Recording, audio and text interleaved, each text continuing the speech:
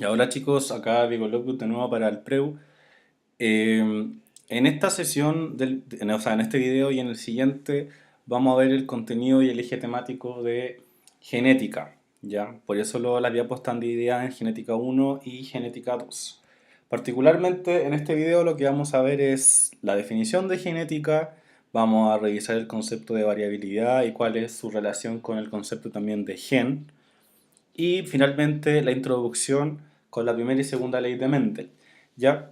Quiero dejar en claro que en la parte de Mendel, al tiro lo voy a dejar en claro, en la parte de Mendel hay muchas diapos, varias son redundantes y me las voy a saltar. Como que va a ser el video en el que más diapos me voy a saltar, pero no se asusten porque voy a explicar lo fundamental a través de los esquemas.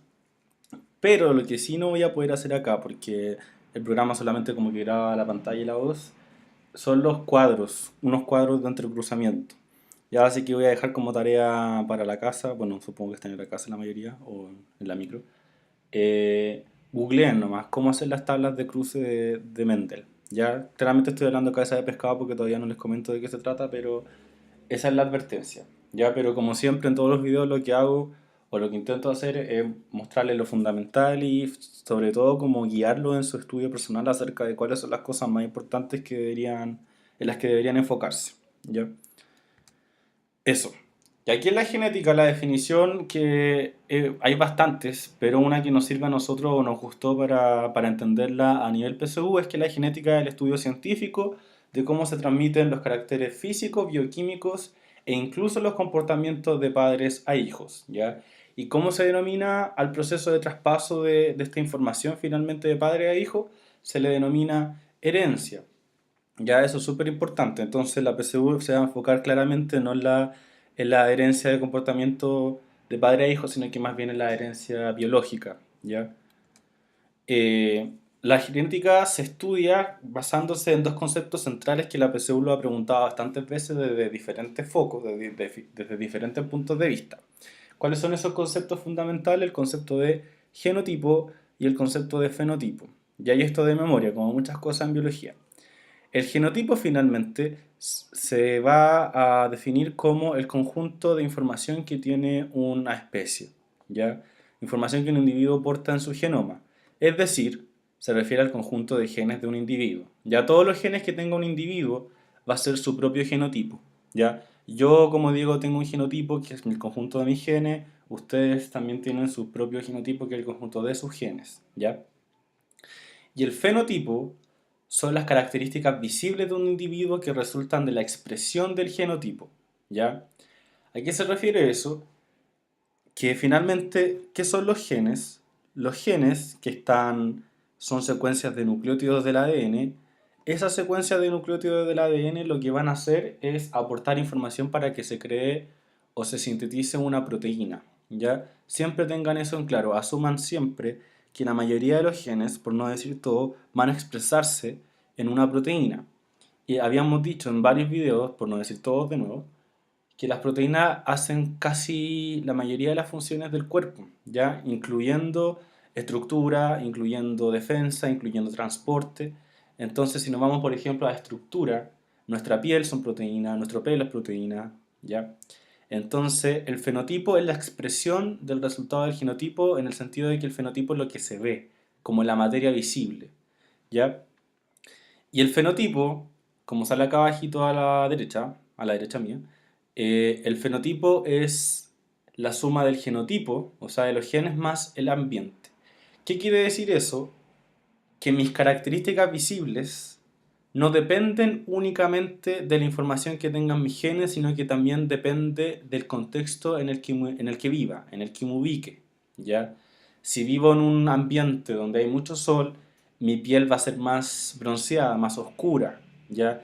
Va a evolucionar para defenderse de los rayos, por ejemplo, ¿ya? Este concepto de que el fenotipo es la suma de genotipo más ambiente se explica muy bien con los gemelos. O sea, los gemelos se supone que tomamos como basalmente, como en un contexto ideal, que dos gemelos tienen el mismo genotipo. Los gemelos idénticos tienen los mismos genes, pero a medida que van creciendo no son exactamente iguales. ¿Y por qué no son exactamente iguales? Porque los dos van a estar en distintas condiciones de vida, en distintos ambientes. Ya siempre se hace una caricatura, las caricaturas siempre son exageraciones, en donde yo tomo a dos bebés gemelos idénticos, con el mismo genotipo, y uno lo hago vivir en, no sé, en Estados Unidos y otro en la parte más pobre de África. Eh, Obviamente mientras crecen van a ser distintos, quizás el de Estados Unidos va a ser más obeso y más alto, en cambio el del que vive en África quizás va a tener una defensa mayor, no sé, dureza en la piel o algo para defenderse de las condiciones áridas, ambientales, no sé, estoy inventando, ya, pero para que se entienda. Entonces, la variabilidad, que se refiere como a la diversidad, a las diferencias que existen entre los individuos, yo la voy a entender siempre como resultado de una expresión de genes, ¿ya? Y aquí hay un concepto que no es tan importante, pero como sale lo voy a explicar. La variabilidad puede ser entre especies distintas, claramente nosotros como seres humanos somos distintos a un perro, pero también la variabilidad se observa intraespecie, como sale acá abajo. O sea, la variabilidad también es una condición que existe entre los individuos de una misma especie. Yo no soy igual a ustedes, ustedes no son exactamente iguales a sus padres, ¿ya? Así que eso es súper importante tener en cuenta. Cuando hablemos de variabilidad siempre tenemos que decirnos ya, ¿de qué tipo de variabilidad estoy hablando? ¿De interespecie o intraespecie? Ya aquí está lo mismo que les decía yo. Ejemplos de variabilidad intraespecie, los gemelos no son exactamente iguales. Acá abajo sale la coloración en las hojas de las plantas dependiendo de la cantidad de luz que recibieron, ¿ya? Para que vean que entonces fenotipo es igual al genotipo más ambiente. Y ojo que con ambiente muchos se confunden y casi creen que es como el sol, el viento. No, pues ambiente son todas las cosas que te rodean, o sea, tu alimentación, si haces deporte, si tenés, no sé, alguna adicción a alguna droga o tienes que tomar un medicamento, etcétera. A todo lo que venga como de afuera se refiere ambiente. Ya todo puede afectar en la manera en que se expresa tus genes. Y eso es súper importante. Ahora bien, ¿por qué somos distintos? Ya igual es una pregunta como filosófica y también una pregunta difícil desde el punto de vista biológico, pero claramente aquí lo vamos a bajar a nivel PSU.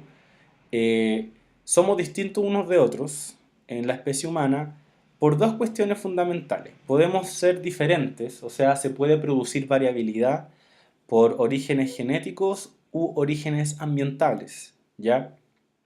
Eso es muy importante. Partamos por el más fácil que es el de abajo. Cuando me refiero a que hay una variabilidad de origen ambiental, cuando lo único que importa, lo que les decía yo, era el contexto. Por ejemplo, yo no hago nada de ejercicio, tengo guata, y otra persona hace mucho ejercicio y desarrolla masa muscular. ¿Ya? Esos tipos de variantes, esa diferencia de que yo tenga guata y el de al lado tenga músculo, no sé, un six-pack, no son heredables, po. Ya no significa que mi hijo va a nacer con guata casi y el otro va a nacer como predispuesto a, sí o sí, a tener desarrollo muscular, ¿ya? Entonces, por eso salen en morado, las variables intraespecie de origen ambiental no son heredables, ¿ya? Porque las causas son del ambiente y esas actividades no afectan a los genes, ¿ya? Solo cambian el fenotipo y no el genotipo. En cambio, y esta es la más importante desde el punto de vista biológico, hay un tipo de variabilidad que es de origen genético y que sea de origen genético quiere decir que se pueden heredar, ¿ya? Entonces son diferencias que causa el ambiente pero que sí pueden afectar a los genes que van a estar encargados de producir gametos, ¿ya? Eso es súper importante. Entonces, la variabilidad desde el punto de vista genético y desde el punto de vista de las características que se heredan, van a ser procesos que van a ocurrir sobre todo, y esto lo habíamos dicho en un video anterior, en la meiosis, ¿ya? Reproducción sexual, meiosis y mutaciones, ¿ya? Así se produce la variabilidad genética, en la meiosis sobre todo, ya para que lo tengan en cuenta. Ya, pues, ¿y quién está encargado de guardar la información? Siempre habíamos dicho el ADN. Y específicamente vamos a decir que el ADN está compuesto de genes. Y la definición de gen también de memoria, aquí sale en el segundo punto. Gen es una secuencia ordenada de nucleótidos en una molécula de ADN. la que tiene información la mayoría de las veces para una proteína. ¿Dónde están los genes? En los cromosomas. Y en cada cromosoma hay varios genes. Al lugar que ocupa un gen en un cromosoma se le denomina locus, acuérdense. Y todos los genes ocupan siempre el mismo lugar en el mismo cromosoma. Estoy inventando, pero el gen para el color del pelo está en el cromosoma 7 en todos los seres humanos. A eso me refiero con que ocupan el mismo lugar. Y aquí está lo que les decía yo. Entonces, un gen es una secuencia de nucleótidos, es un pedacito de ADN, para decirlo más fácil, y ese pedacito de ADN va a tener la información para construir una proteína. ¿Ya? Esto en materia de electivo es lo que voy a explicar ahora, pero para que ustedes sepan, cada 3 nucleótidos, cada 3 bases nitrogenadas, se le denomina un codón. ¿Ya? Y un codón tiene la información para un aminoácido. Y si yo junto un aminoácido con otro aminoácido, ¿qué voy a ir formando al final? Una proteína. ¿Ya? Para que entiendan. Sorry. Y habíamos dicho también, en videos anteriores, que el gen del color del pelo puede tener distintas versiones. O sea, el gen del color del pelo mío es negro y el de otra persona puede ser rubio y el de otra persona castaño claro. Entonces, estas son puras definiciones. A las distintas versiones de un gen se les denomina alelo, ¿ya? Y recuerden que el cromosoma materno aporta con un alelo, que podría ser aquí el azul, y el cromosoma del papá aporta con otro alelo. Recuerden que los dos pueden aportar la misma información o distinta información. ¿A quién me refiero?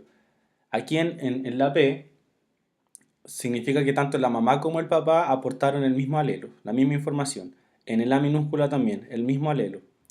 En cambio acá, la mamá aportó el alelo B minúscula y el papá aportó el alelo B mayúscula. ¿Qué quiere decir eso si lo estamos hablando como el color del pelo?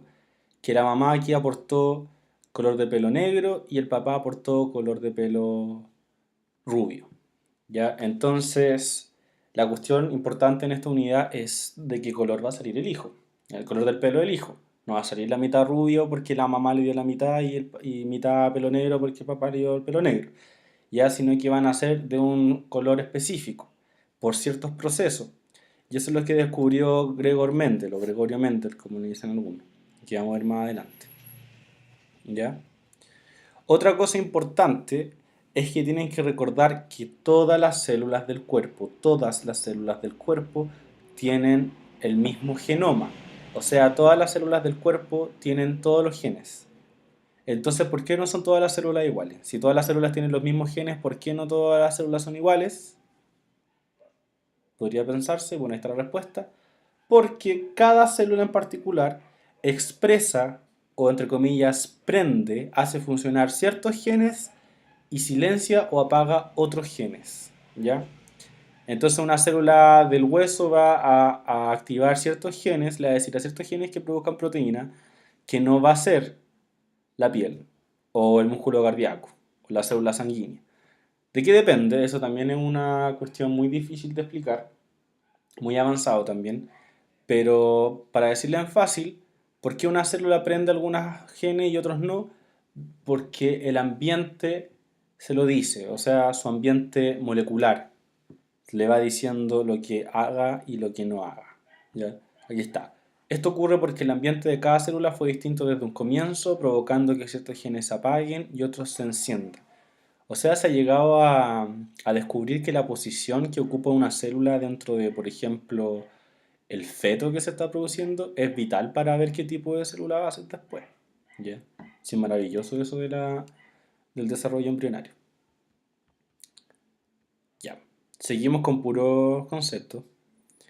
Recordar que el concepto de especie se refiere a individuos que pueden reproducirse entre sí y generar una descendencia fértil.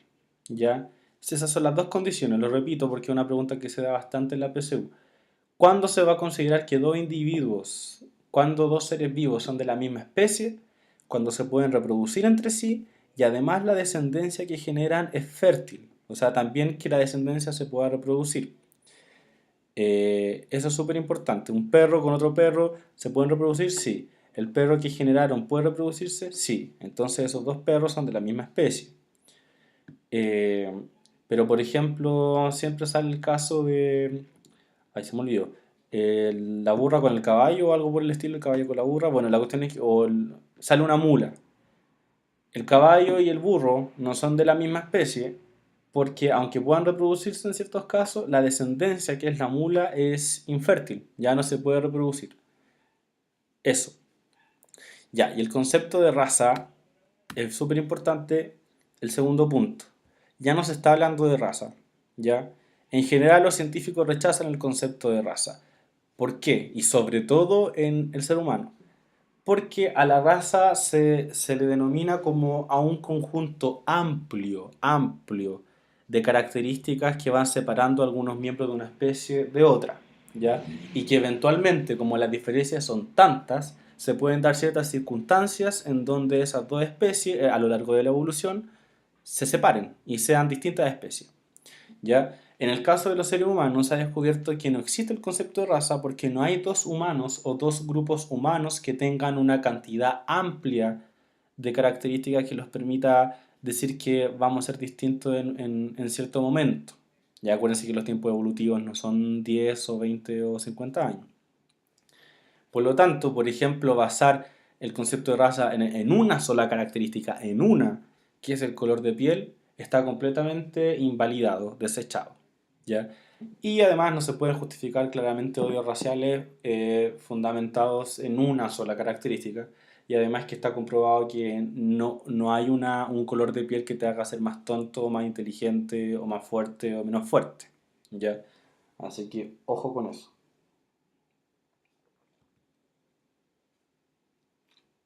Este mono es muy bonito. Aproveché de tomar jugo, por eso me quedé callado. Ya, esto lo voy a pasar rápido porque en el video anterior, en el de meiosis, expliqué esto.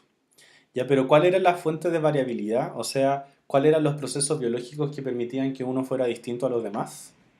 ¿Ya? La reproducción sexual. Recuerden que la reproducción sexual tiene como requisito que hayan dos progenitores y cada uno de esos progenitores entregue un gameto. En el caso del humano, el papá entrega un espermatozoide, la mamá un ovocito, se juntan, forman un cigoto y ahí está el nuevo ser humano. ¿Ya? Y recuerden que esos gametos se producen por un proceso meiótico. Y habíamos dicho que en la meiosis 1 habían dos procesos que generaban variabilidad. Esto me lo voy a saltar porque ya lo expliqué. Un proceso era el crossing over en profase 1 y el otro proceso era la permutación cromosómica en metafase 1. Y así nomás. No lo voy a mostrar, explicar porque ya lo expliqué. Y otra cosa, esto por fuera de la meiosis, ¿ya? O sea, me refiero a que no es un proceso normal que ocurra en la meiosis, es la mutación, que esa es otra fuente de variabilidad y es cuando hay alteración en el ADN. Cada cierto tiempo hay errores, recuerden que la célula puede darse cuenta de que hay errores y lo arregla, pero de repente se le van. Entonces, si existe una mutación en las células germinales, o sea, si durante el proceso meiótico existe una alteración que no es arreglada, esa alteración podría provocar un cambio en el fenotipo, ¿ya? Que es heredable. Esto es súper importante, jóvenes. Solamente las mutaciones en las células germinales producen cambios en la herencia, en la descendencia. Si a mí me muta una célula de la piel, da lo mismo, porque la célula de la piel no se va a juntar con la célula de la piel de una mujer y va a formar un ser humano. Pero en cambio, si yo tengo una mutación en mis gametos, esas sí son heredables. Las mutaciones se dividían en cromosómicas, genómicas y génicas, y esto también me lo voy a saltar porque esto lo vimos harto en el video anterior. Y ahora lo que vamos. Y aquí lo que le estaba diciendo, aquí se viene un montón de diapos, yo voy a enfocarme en la primera y en la segunda ley. ¿Por qué? Porque esto es demasiada materia que nunca preguntan en la PSU. Y en la PSU, si es que preguntan Mendel, es una pregunta de las 18. Entonces como que no hay que darle tanto color con esto. Ya hay que aprenderse las leyes y entender más o menos el proceso. ¿Quién fue Mendel? Mendel fue un religioso que en el siglo XIX, ahí en el 1800, trabajó, ahí está, eh, trabajó con una planta que se llamaba Pisum sativum o sativum, ya que es la planta de la arveja común. ¿Por qué trabajó con una arveja y no trabajó, no sé, estoy inventando, con una papa o no sé? porque tenía características que a un científico le servían para un estudio metódico y estadístico. O sea, aquí hay que tener en cuenta bastante el diseño experimental, cómo voy a analizar los resultados para obtener conclusiones. Ya, y la historia de Mendel es súper interesante, así que les recomendaría que lo buscaran en Google. Está lleno de videos, así que bacán. Ya. La persona preguntaba esto no es como historia dato freak. Por eso les digo que lo busquen. Una vez preguntaron cuáles eran como las características del Pisum sativum que hizo que Mendel lo eligiera como modelo de estudio. Y ahí están. Primero, una flora autofecundante. Es fácil de cultivar. Las nuevas generaciones se producen en corto tiempo y la mayoría de esas descendencias suelen ser fértiles. Ya, o sea, no iba a tener problemas Mendel en que de repente iba a estar estudiando generación tras generación y que como que una generación en puntual ya no iba a reproducirse. Y tenía bastantes características que lo hacían fácil de observar desde el punto de vista como macroscópico. ¿Cuáles eran las características que podía observar Mendel? Eran 7, ¿ya? El color y la forma del guisante, que hay 2. Color y forma de la legumbre, que hay 2 más. 4, 5, 6, 7. Color de las flores, posición de las flores, longitud del tallo. Entonces, ¿qué hizo Mendel? Hizo muchas cosas, pero para resumirlo, Mendel decía, ya, si yo tengo plantas con el guisante verde y tengo plantas con guisante amarillo, ¿de qué color va a ser la descendencia? Lo mismo pregunta que hice hace como 10 minutos sobre el color del pelo. Entonces Mendel empezó a reproducir metódicamente muchas veces plantas verdes puras, o sea que eran verdes siempre, con plantas amarillas puras, o sea que eran amarillas siempre, y las cruzó. ¿Qué pasó cuando cruzó una planta verde pura con una planta amarilla pura? La descendencia salió de un solo color. Y, espérenme, yo les dije que me iban a saltar. Ya. El ejemplo yo lo estaba dando con verde amarilla, pero ahora sale con blanco y morado. Da lo mismo. Ya también veamos este mono. Entonces voy a cambiar la historia, pero es lo mismo. Ya, Bendel cruzó plantas blancas puras con plantas moradas puras.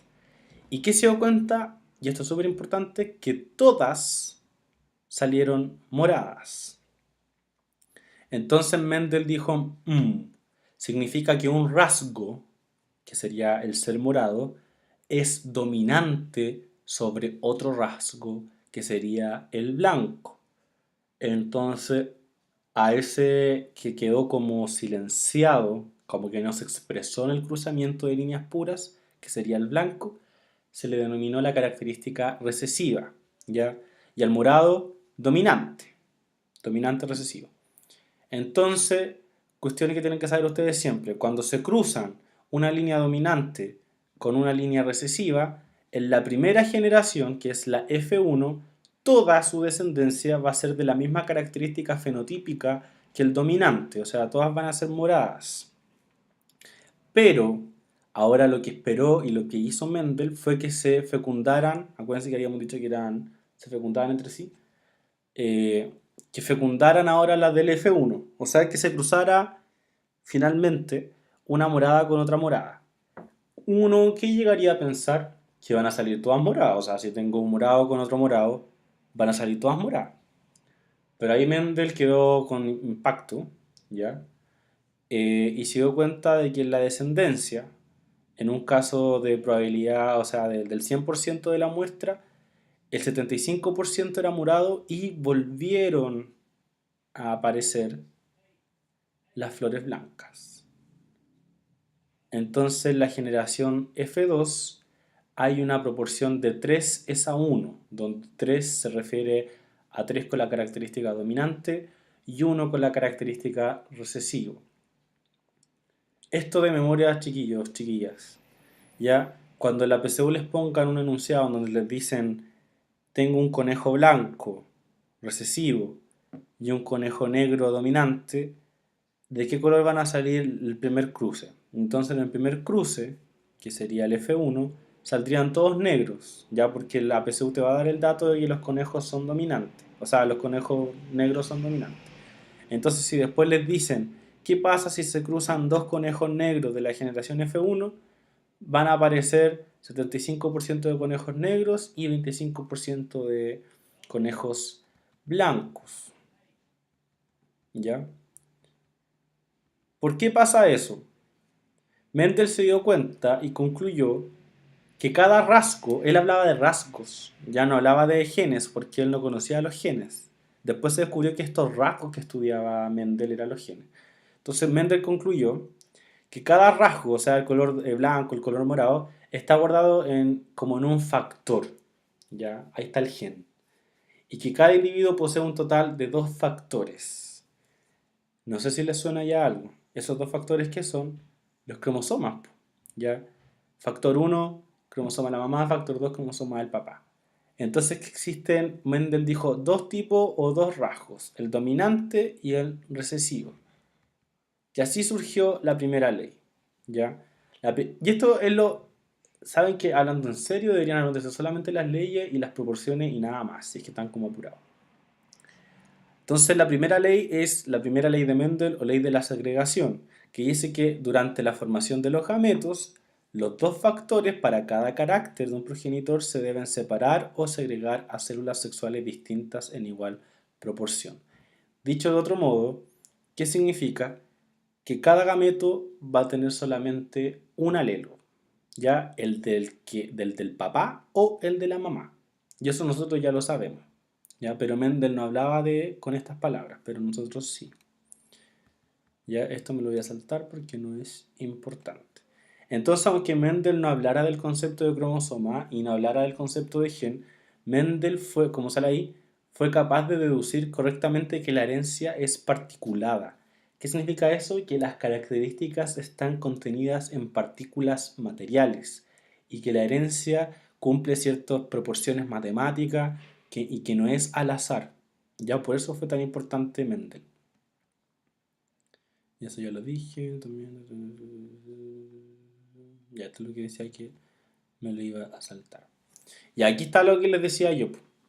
Entonces, la ley de segregación dice que cada gameto se va a quedar con uno solo de los alelos. Entonces, miren, acá yo tengo la planta morada, que era la dominante, y la planta blanca, que era la recesiva. Por una cuestión de notación, a las características dominantes siempre se les escribe con mayúscula y a las características recesivas se les escribe con minúscula, ¿ya? Entonces, habíamos dicho que lo que hacía Mendel en la primera línea, que era la línea P o línea parental, era cruzar una planta morada pura con una planta blanca pura. ¿Se acuerdan? ¿Qué significa que fueran puras? Significa que la planta morada tiene dos alelos para el color morado y que la planta blanca recesiva tiene dos alelos para el color blanco. Entonces siempre una planta morada pura va a tener todos sus gametos con el alelo dominante y siempre una planta blanca recesiva va a tener todos sus alelos con el, el gen o el alelo recesivo. Y como hacía Mendel, si yo junto este gameto con este gameto, me va a dar otra especie con M mayúscula, M minúscula. O sea, va a ser un híbrido. ¿Y de qué color va a ser ese híbrido? Morado. ¿Por qué? Porque habíamos dicho que el dominante siempre se expresa ante el recesivo. ¿Ya? Aquí está lo que le estaba diciendo. Entonces, si yo hago que se junte, se cruce el gameto de la mamá con el gameto del papá o el gameto del morado con el gameto del blanco, me va a salir una planta morada, ¿ya? Porque la descendencia siempre va a expresar la característica fenotípica del dominante. Aquí está. Y esto es súper importante. Entonces, fenotípicamente, o sea, cómo se ve macroscópicamente la descendencia es morada, y genotípicamente ya no va a ser puro, ¿ya? No va a ser puro, sino que va a ser híbrido. Y acá hay otros conceptos que tenemos que tener en cuenta. Cuando una planta es pura, como estos de acá, cuando tiene los dos alelos iguales, se le denomina que es genotípicamente homocigoto. En cambio, cuando son distintos, cuando es híbrido, genotípicamente se le denomina heterocigoto. Heterodistinto, o sea, tiene un alelo dominante y el otro recesivo. Entonces tú puedes ser, para una característica, puedes ser homocigoto dominante, puede ser heterocigoto o puede ser homocigoto recesivo, como en el caso de la planta blanca. Ya, entonces miren. ¿Y qué hizo Mendel después? Que habíamos dicho, cruzó dos plantas moradas de la generación uno. Acuérdense, si alguien está perdido, devuélvase. Entonces F1 cruzó un heterocigoto con otro heterocigoto, los dos morados. Entonces ahora, ¿qué alelos puede aportar este? Puede aportar un alelo mayúscula y un alelo minúscula. ¿Qué alelos puede aportar este en sus gametos? Lo mismo, mayúscula, minúscula. Entonces yo tengo que hacer una tabla. Aquí en un lado pongo los gametos aportados por un parental, vamos a decir la mamá, es raro como hablar de mamá, papá en planta, pero bueno. Y acá arriba yo pongo los gametos aportados por el otro progenitor. Entonces hago un cruce, M con M, MM, mayúscula, M con M, MM, MM, MM. Ya casi parece que estuviera haciendo publicidad ya que fue. Ya, pero si se dan cuenta, ese es el cruce que tienen que hacer. S con S, S con S, S con S, S con S. Entonces, si se dan cuenta, por eso en la generación F2 vuelven a aparecer las plantas blancas. Porque ambos progenitores aportaron un gameto recesivo. Entonces, esta planta blanca es homocigoto recesivo, esta morada es homocigoto dominante y estas dos moradas son heterocigotos desde el punto de vista de los genes, ¿ya? Pero desde el punto de vista fenotípico de cómo se ven, son tres blancas y tres moradas y una blanca, o sea, 3 es a 1. Y eso pasa siempre. Pasa siempre cuando ustedes le enfaticen que el cruce va a ser de dos líneas puras donde una es dominante sobre la otra. Es ley, por eso se llama ley, porque siempre pasa. Ya, y ahora algo muy, muy bacán. Que la PSU también lo ha preguntado. Qué entretenido esto, yo no sé por qué los alumnos y las alumnas odian Mendel. Eh, Imagínense que yo les paso, bueno, a alguien les pasa una planta morada, fenotípicamente morada. Y les preguntan, ¿esta planta morada es homocigoto dominante o es heterocigoto? Porque esas son las dos opciones, ¿cierto? Si es morada es porque tiene los dos alelos M mayúscula, pero si es morada también puede ser M mayúscula, M minúscula, ¿ya? Entonces, ¿qué tienen que hacer ustedes? ¿Cómo ustedes podrían decir con seguridad, ah, no, esta es heterocigota o no, esta es homocigota dominante? Haciendo un retrocruce o cruzamiento de prueba. En palabras sencillas, como sale en este mono, lo que ustedes tienen que hacer es cruzar a su planta morada sí o sí con una planta blanca pura recesiva. Entonces, si toda la línea futura, si todos los hijos le salen morados, significa que la planta era pura. Pero si le salen de los dos colores, significa que la planta morada era heterocigoto.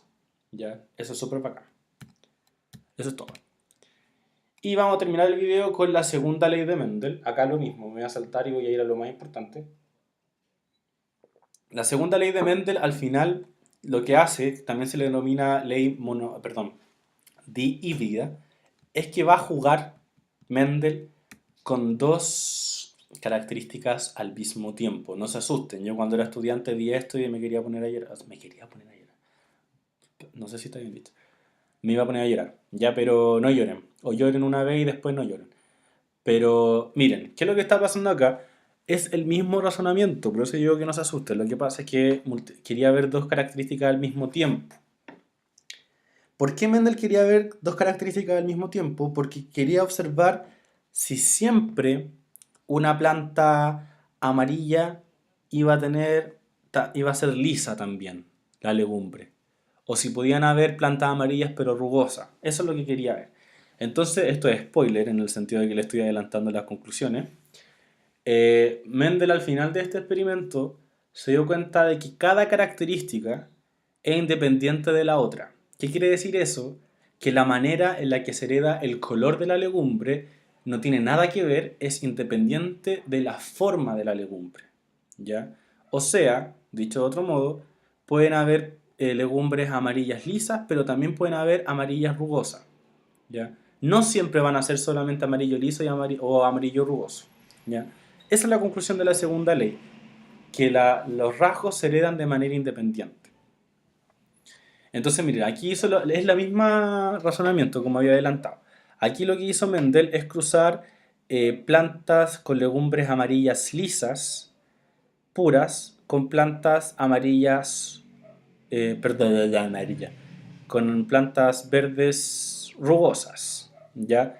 Al tiro aquí lo estoy diciendo porque así se dio cuenta Mendel que el amarillo es dominante por sobre el verde y el liso es dominante sobre el rugoso. Entonces, ¿qué pasó cuando se cruzaron? Toda la generación fue amarilla lisa. Si se dan cuenta aquí lo mismo que en la primera ley, solamente que estoy diciendo dos características al mismo tiempo. Pero luego, ¿qué hizo Mendel en la primera ley? Cruzó a dos individuos o autofecundó a dos individuos de la generación F1, ¿se acuerdan? Entonces aquí está, F1 cruzado con otro del F1. Entonces tenemos que ver cuáles son los gametos que puede formar cada uno de estos individuos. Y este individuo, y este va a ser lo mismo, por eso se repite, ¿qué gametos puede formar? Si habíamos dicho que los gametos se dividen, se distribuyen de manera independiente uno de otro, yo puedo tener, miren acá, ojalá que se vea bien lo que quiero hacer como con el clic. Puedo tener un gameto que aporte el A mayúscula y el L mayúscula, que sería S, pero también puedo tener un gameto que se lleve este cromosoma con este cromosoma, que sería este de acá. También puedo tener este con este, que sería S, y ese con ese, que sería S. Entonces son cuatro gametos distintos. Entonces, que habíamos dicho cómo se hacía un cruce, yo pongo los gametos que pueda aportar un progenitor acá y los gametos del otro progenitor acá. Y son los mismos, ¿por qué son los mismos? Porque son iguales. Entonces ahí yo tengo que hacer lo mismo, cruzar. Aquí van a haber más cruces nomás. Este con este, ese con ese con ese con ese, y así sucesivamente. Y si se dan cuenta, Mendel se percató de que acá también había una regularidad.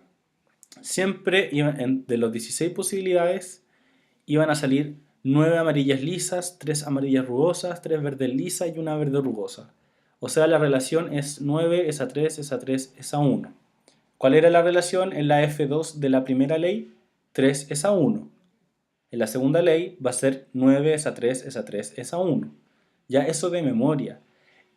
¿Por qué sirve aprendérselo de memoria? O sea, desde el punto de vista de la comprensión no es bueno, pero desde el punto de vista de la necesidad de responder lo más rápido posible en la PSU, es bueno sabérselo de memoria. ¿Ya? Porque lo otro, que si les sale un caso así, tendrían que hacer la tabla. Y qué paja. Pero la mayoría igual hace la tabla, aunque se sepa de memoria la relación, hace la tabla como para estar seguro, como casi que cuando uno en la calculadora sumaba 2 más 2 porque tenía la posibilidad de hacerlo, acá igual. Pero ayuda, pues ayuda a saberse las cosas de memoria como para ahorrar tiempo. Entonces a esta ley, la segunda ley, se le llama ley de la distribución independiente, o sea, cuando en un híbrido, o sea, en un heterocigoto, se encuentran dos o más pares de alelos, como lo que vimos recién, cada par se distribuye independientemente uno del otro y se combina entre sí de acuerdo a las leyes de la probabilidad. Ya, esto es súper importante. Este cuadro de memoria, ya, o la relación fenotípica, por lo menos. Y ya supo, creo que no hay más. Bueno, esto es lo mismo, pero con otras letras. Pero le pueden hacer como un pausa para que se pongan a prueba, si entendieron. ¿Ya? Ya esto me lo voy a saltar porque no es importante. Y esto de la enfermedad tampoco, porque la siguiente viene. ¿Ya? Entonces, esos jóvenes espero hayan entendido, que les vaya muy bien.